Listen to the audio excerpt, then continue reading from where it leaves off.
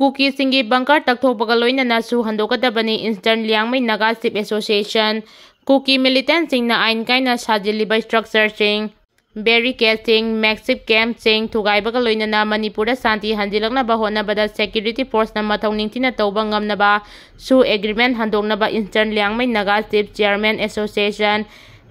ELNCA na lengakta taksilagdi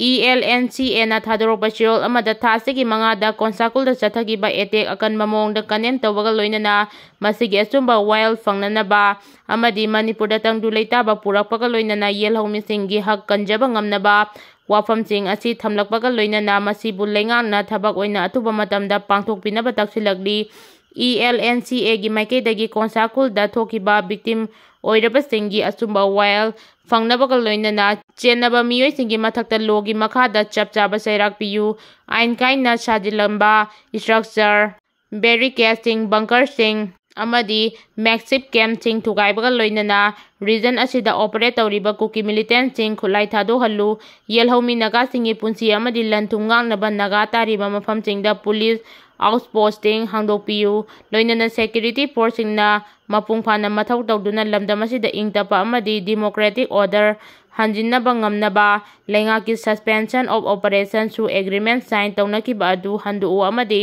konsakul gi leiriba issue asi athuba matamda waroisinama puraknaba lengangna thabak lokhatpiyu haina taksilagli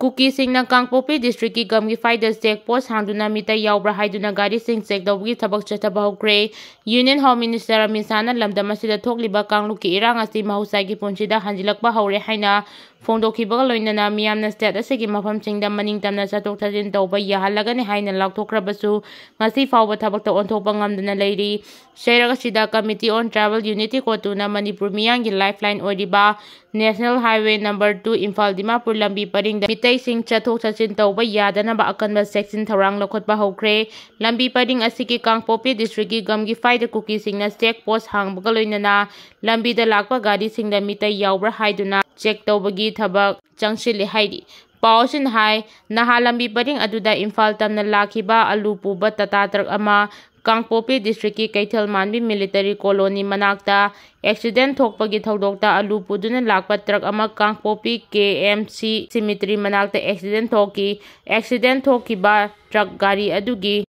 alu marakta lona tonglakiba Moirang Turel bandagi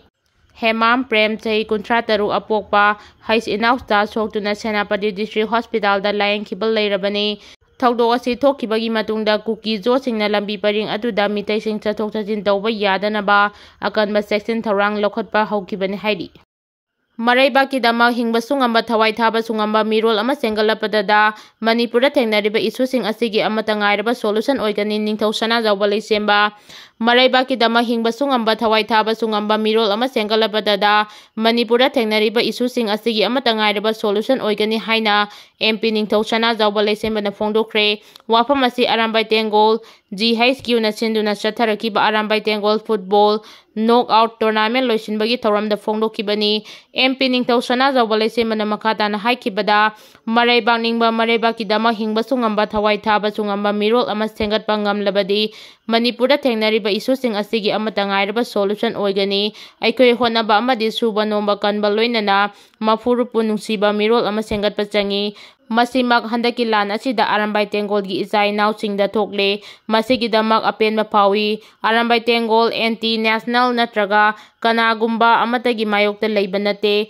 tasengna imalaiba kananaba thorakibani Manipur amadi Bharat kanabagidama Arambai Tengol thorakibani matang matamna yadabadagi launingdaba saklon kayamarum lauki adubu matangi matung inna adugumba saklon adu tung oinaramlaga hanagi ina lining amadi iraibak ifuru kananaba saklon adu amu hanjilakpani Kanagumba kharana Arambai Tengol khutlai thadokre misam amagum leire karisu tawba ngamlaroi haina khanaramba yai adubu madu khanbikanu matam ama hektada iraibak ifuru kananabagidamak Arambai Tengol khutlai pairakpa yai haiki mahakna makhata na hai Arambai Tengol noma panba khudingi lai khurumba amadi furup asigi ise isel Ching igi pal kaidanaba amadi igi pal ngaknaba thauram ama pangthokli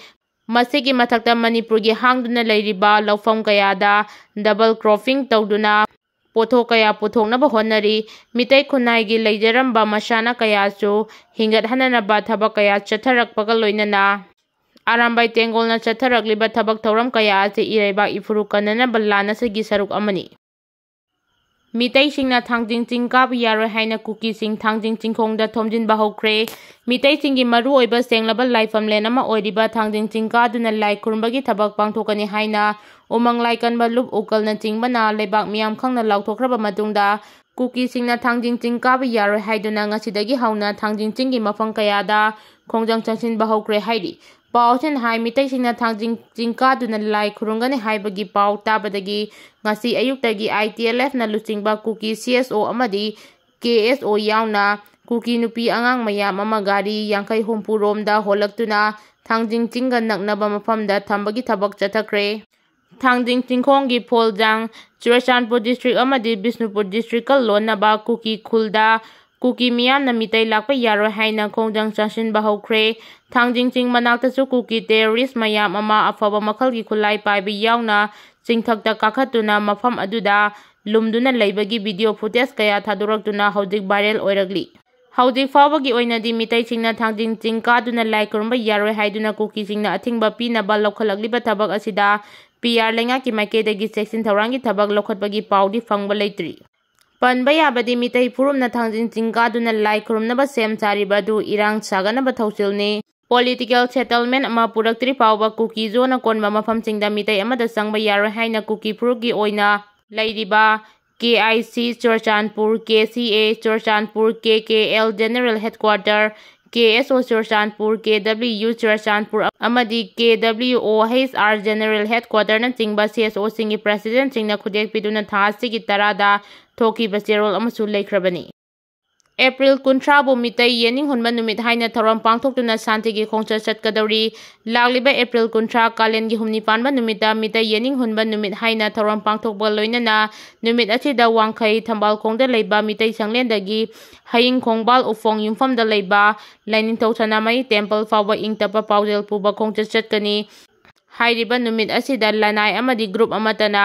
lambi thingmana chingba khongjang changsin biganu hairi laining thosana mai temple board LSTB gi office anga si pangthokiba pau gi mifam amada board asigi member secretary maisnam sibadat luangna mathagi wafam asi fongdokladuna mahakna makhatana hai matam amada lairamba ipai pusingi mitai sing yakaiduna mitai oina poklabadi mitai oina hingani haibagi apunbagi lingjel amaga loinana haukiba sahi lising amaga chamapan nimpu mangagi kalengi humni panba numit asidagi hauna mitai sing yokhatnaba amadi mitai singi thauna utuna adumaglaki maramasina numit asibu ningsingduna mitai sing mikap thoktuna leiriba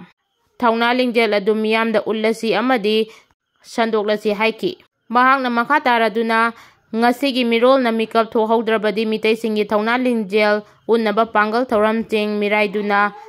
thaidokuna chatlagani tungi mirolda thauna piba ngamloi numit asida pangthokadoriba khongchat asi haudringaida thambal khong mitai sanglenda mitai singbu mikap thokhanba ngamkiba ipai pu singbu mairakatuna ikai khumnaba utkani maramaduna lamdam asida leiriba miyamna khongchat asida saruk yabiduna mitai gi apunbagi thauna lingjel unminasi haina su mahakna appeal tauki